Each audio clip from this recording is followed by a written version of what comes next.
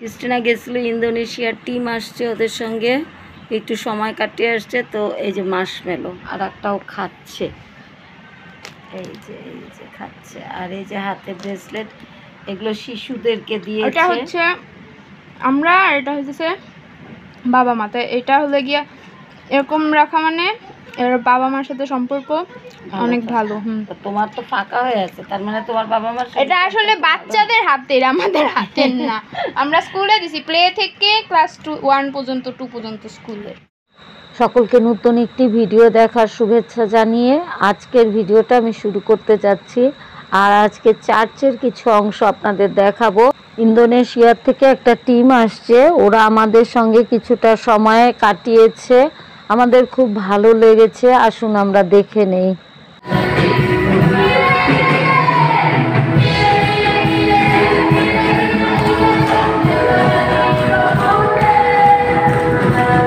বিদেশিরা খুব নেচে গেয়ে সুন্দর করে সবাইকে মজা দেওয়ার চেষ্টা করে।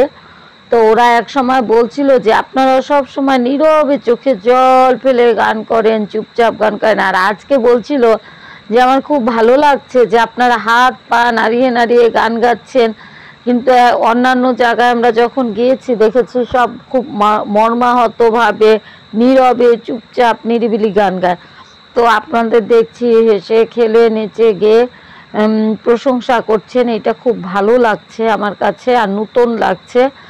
কোনো এক সময় ওরা বাংলাদেশে অন্য দল এসেছিল, তখন যখন দেখেছে যে নীরবে চুপচাপ গান গায় তখন হচ্ছে আচ্ছা এই গানটা কি খুব দুঃখের কোনো গান?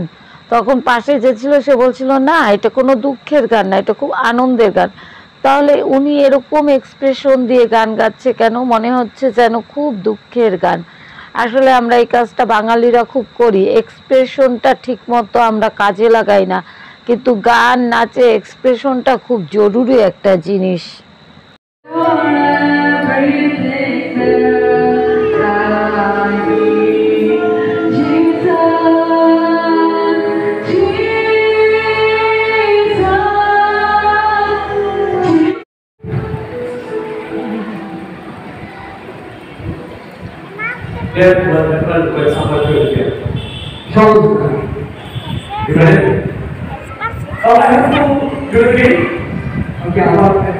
এখানে উনি একটা নাটক দেখাচ্ছিল। উনি দেখাচ্ছিল প্রথমে আমার ছেলের ওই পাশে 3 জনকে নিয়েছে, তারপরে ফাঁকা ছিল, তারপরে একজন ছিল।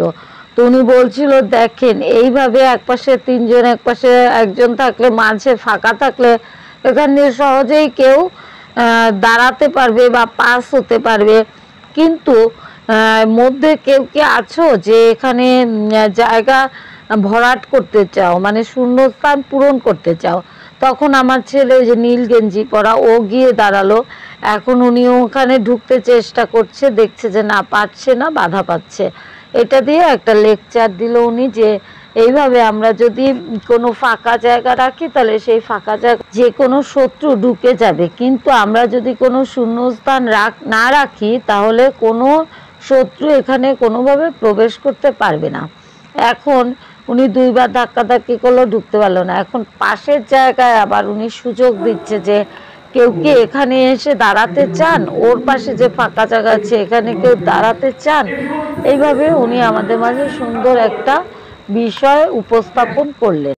এখানে সামনে কিছু ছেলে মেয়ে দেখতে পাচ্ছেন, এখানে আমাদের কিছু ছেলে মেয়ে আছে আর কয়েকজন ছেলে মেয়ে আছে হচ্ছে হোস্টেলের। আমাদের এখানে এল বারবার নামে একটা বড় হোস্টেল আছে, অনেক দূর দূরান্ত থেকে ওইখানে ছেলেমেয়েরা আসে পড়াশোনা করে। আর এই যে আমার বরকে দেখতে পাচ্ছেন, ও পায়ের সমস্যার জন্য প্রার্থনা করতে গিয়েছে। আর আমার পাশে বসে আছে আমার নাতি, আমি কিন্তু দিদিমা হয়ে গিয়েছি। আমার বড় বোনের মেয়ে, তার 2 ছেলে আমাকে দিদিমা বলে ডাকে। আর সামনে ম্যাজেন্ডা কালারের শার্ট পরে আমার মেয়ে পরিচালনার কাজ করছে, গান গাচ্ছে, প্রার্থনা করছে। ওর জন্য আপনারা সবাই দোয়া প্রার্থনা করবেন, ও যেন জীবনে প্রতিষ্ঠিত হয়ে ভালো থাকতে পারে, ভালো একজন মানুষ হতে পারে। আর এই যে পালক আমার বোনকে নিয়ে প্রার্থনা করছে। আমার বোন একজন বুদ্ধি প্রতিবন্ধী। আর এই সময় সামনে থেকে মাইক নিয়ে বলছিল যে আপনাদের হাতে আমরা ব্রেসলেট দিয়েছি, প্রত্যেকেই ব্রেসলেট পরেন। আর যে মিষ্টি আপনাদের দিয়েছি সেটা আপনারা খান।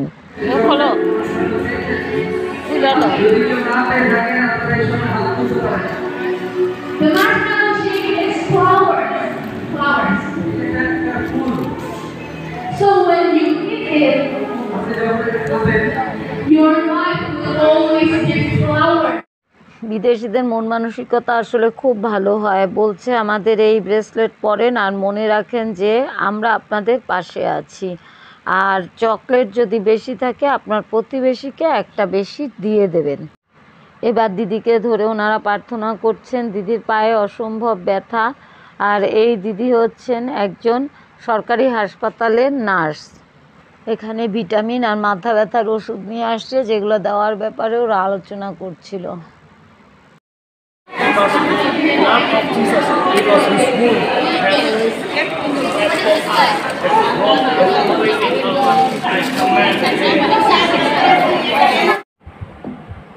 ইন্দোনেশিয়ার থেকে একটা টিম আসছে আমাদের এখানে, তো তারা আমাদেরকে আজকে রাতের আহার দিয়েছে। আমি খাচ্ছি বসে বসে ঘরে, আর আপনাদের সঙ্গে শেয়ার করে নিচ্ছি। বিষয়টা, যে বিষয় নিয়ে আজকে একটু কথা বলতে চাচ্ছি, সে বিষয়টা হচ্ছে খ্রিস্টান করা নিয়ে কথা। আমাদের ফরিদপুরে মানে একটা গুজব ছড়াইছে যে ফরিদপুরে নাকি একটা এলাকায় খ্রিস্টান বানানো হচ্ছে। মজার বিষয় কি জানেন, কোনো খ্রিস্টান মানুষের কথা এখানে উঠে আসে নাই। মানে বলতেছে কি যে অমুক মুসলিম নাম, দুইটা তিনটা অমুক অমুক অমুক দল ও কিছু মানুষকে খ্রিস্টান বানাচ্ছে। এখন হাস্যকর এটি যে খ্রিস্টান বানাইতেছে মুসলমানরা, আবার এই খ্রিস্টান মানুষগুলো কোথায় যেতেছে তাও আমরা জানি না। সাদা পোশাক পরে হাঁটতেছে আর গুজব ছড়াইতেছে যে এরা খ্রিস্টান হয়েছে, এদের খ্রিস্টান বানানো হয়েছে। আমার বান্ধবীরা পর্যন্ত এটা নিয়ে ফেসবুকে চালাচালি করতেছে। মাঝে মাঝে ফোন দিয়ে জিজ্ঞাসা করতে ইচ্ছা করে, বান্ধবী ললিতা, যে মানুষগুলারে খ্রিস্টান বানাইছি আমরা, সেই মানুষগুলা কোথায় থাকতেছে? যাই হোক বন্ধুরা, এইটুকু আজকে কথা বলার ছিল আপনাদের, যে আমাদের দেশে এই দুর্দিনে একটা বিপদের সময় আন্দোলন চলছে, এর মধ্যে বিভিন্ন মানুষ বিভিন্ন গুজব আছে। তার মধ্যে ইন্দোনেশিয়ার থেকে একটা টিম আসছে। আজকে আমাদের চার্চে অনেকক্ষণ প্রার্থনা করলো, আমার বরকে ধরে পায়ে হাত দিয়ে ঈশ্বর তাদের মঙ্গল করুক। যারা আমাদের মঙ্গলার্থে এত কষ্ট করে এদেশে এসছে, প্রাণের ভয় করে নাই, তার মধ্যে এখানে এসেছে, ঈশ্বর এদের সাথে থাক, এই কামনা করি। আজকের ভিডিওটা এখানে শেষ করতে যাচ্ছি। আপনারা ভালো থাকেন, সুস্থ থাকেন, আমার বরের জন্য দোয়া করেন। টাটা। আমার মেয়ে ও তার বান্ধবী এবং আমার ছেলেরা আলাদা দল করে সবাই চলে যাচ্ছে এজি চার্চে। ওইখানে আমাদের আর একটা মিশন আছে, ওইখানে আজকে ফরেনারদের সঙ্গে থাকবে ওরা সারাদিন।